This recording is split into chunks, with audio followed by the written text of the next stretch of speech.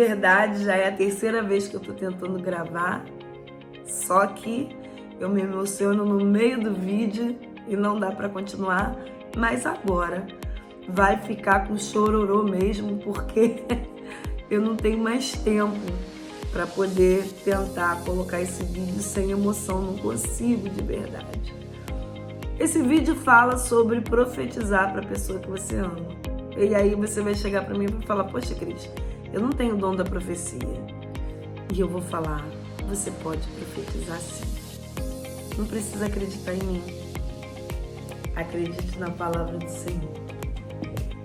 Meu marido, ele é um fuzileiro naval. Ele é muito sistemático e não é qualquer coisa que ele se dobra. E eu tinha muita dificuldade porque nós frequentamos a mesma igreja, nós somos membros da mesma igreja e as coisas faziam muito sentido para mim e para ele nada. Eu comecei a trabalhar para Jesus e ele nada, apenas um frequentador de igreja, um esquentador de banco, né? Ele ia, vinha, ouvia o louvor, ouvia a mensagem, às vezes criticava e voltava para casa. E aquilo me incomodava profundamente, ao ponto de eu ir na célula sozinha. Parecia que eu não era casada, porque todo mundo ali de casalzinho e eu lá sozinha. O meu marido fazia questão de me deixar na porta da célula e depois me buscar. E aquilo acabava comigo. Meu Jesus, tem misericórdia. Como é que é? O Davi nunca vai se apropriar do viver para Cristo, do ser servo, do servir a Jesus realmente, de se apropriar do projeto que o Senhor fez na vida dele. E era muito difícil, sabe? Às vezes eu, poxa, Senhor, por quê? Por que eu tenho que ficar lá sozinha? Eu sou casada. Eu sou casada há 30 anos, né?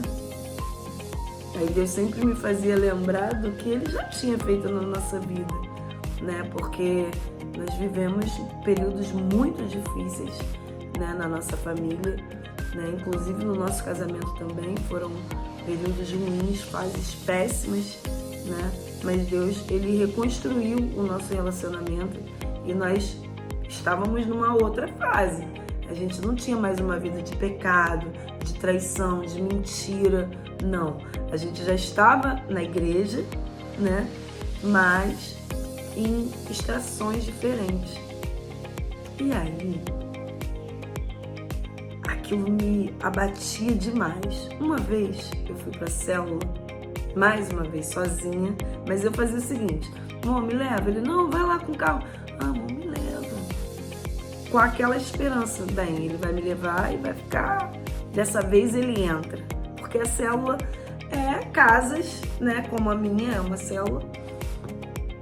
Casas que as pessoas abrem para poder ter reuniões, né? Sobre o que foi passado no culto. É como se fosse um resumo do culto, mas para a gente ter um entrosamento, porque a igreja é muito grande, né? São mais de 3 mil membros e a gente não cria aquele vínculo lá na igreja, mas a gente cria esse vínculo aqui na célula. E depois tem aquele lanche gostoso, né? Para quem não conhece, a minha casa é uma célula, você é bem-vindo aqui. E nesse dia ele me deixou e um dos membros da célula também estava chegando naquele horário e ele falou comigo: Cris, o seu marido não vai vir não? Aí eu falei: ai, André, eu já desisti, já gastei todos os meus argumentos, porque eu falava, né, cara, tu acha que é só isso? Ir voltar da igreja, criticar se o louvor foi bom, se a mensagem foi boa ou não, e é só isso? Tu tá tranquilo assim? E ele falou: você já gastou todo? Já não sei nem mais o que argumentar, já cansei. E ele falou assim: você já falou isso com Jesus? Aí que eu... Aí nesse período eu aprendi isso daqui que eu quero dizer para vocês. Profetize a palavra de Deus para quem você ama, sabe? Utilizando o Salmo 1, que esse foi a palavra que eu comecei a decretar na vida do meu marido, do meu precioso. Salmo 1, de 1 a 3. Você troca aquele ou bem-aventurado pelo nome da pessoa que você ama. Por exemplo, bem-aventurado é o Davi, que não anda segundo o conselho dos ímpios e nem se detém no caminho dos pecadores. E o Davi não se assenta na roda dos escarnecedores. Pelo contrário, o prazer do Davi é estar na lei do Senhor, e na sua lei medita de dia e de noite. O Davi é como a árvore plantada junto a uma corrente de águas, que no devido tempo dá vida a seu fruto, e cuja as folhagens não murcham. E tudo que o Davi faz será bem sucedido. Comece a fazer isso na sua vida. Nós temos líderes maravilhosos, super competentes, que é o Rafael, a Michele, a Grazi e o Diogo, né? Na época era só o Rafael e a Michele, e ele sempre convidava o Davi, vamos lá, meu filho. É só uma reunião e depois tem um lanche maravilhoso, é uma conversa, cara. Não, esse negócio de célula é coisa de G12 e eu não gosto de ser manipulado. Ele não tem nada a ver, cara. Eu entendo, eu também não gosto de G12, mas é um meio da gente criar vínculos. Aqui a gente fica meio solto. A gente vem na igreja, volta pra casa e não conhece ninguém, não conhece a história de ninguém. E ali a gente fica mais entrosado.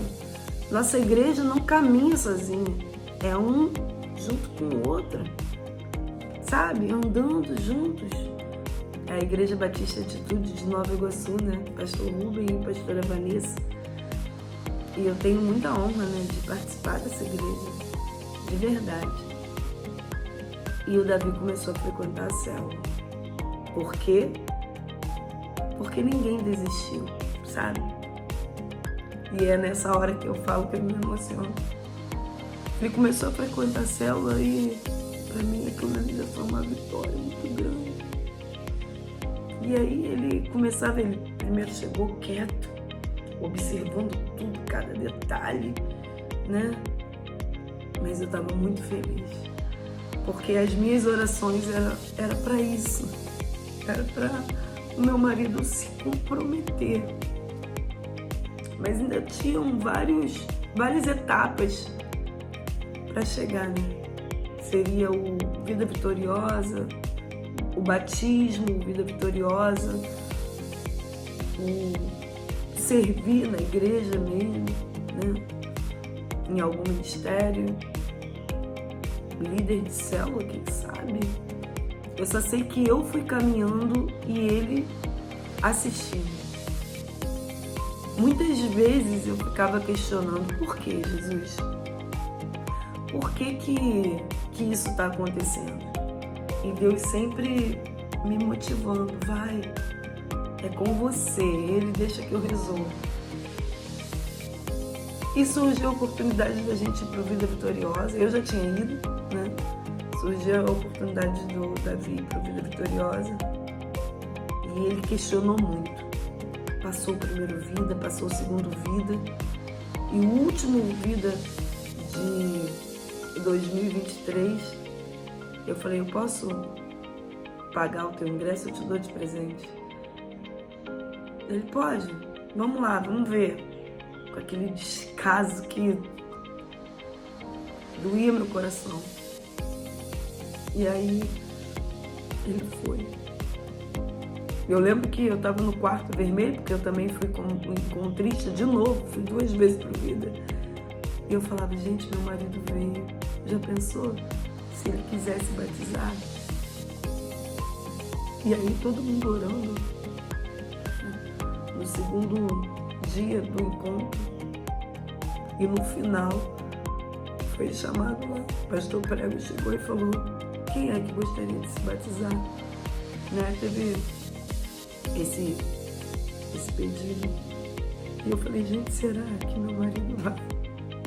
E aí daqui a pouco quem estava em pé ela falou, o teu carequinha assim, levantou a mão, Cris. Fiquei muito feliz.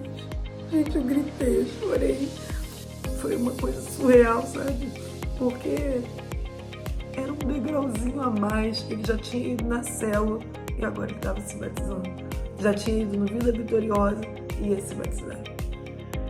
E aí foi maravilhoso.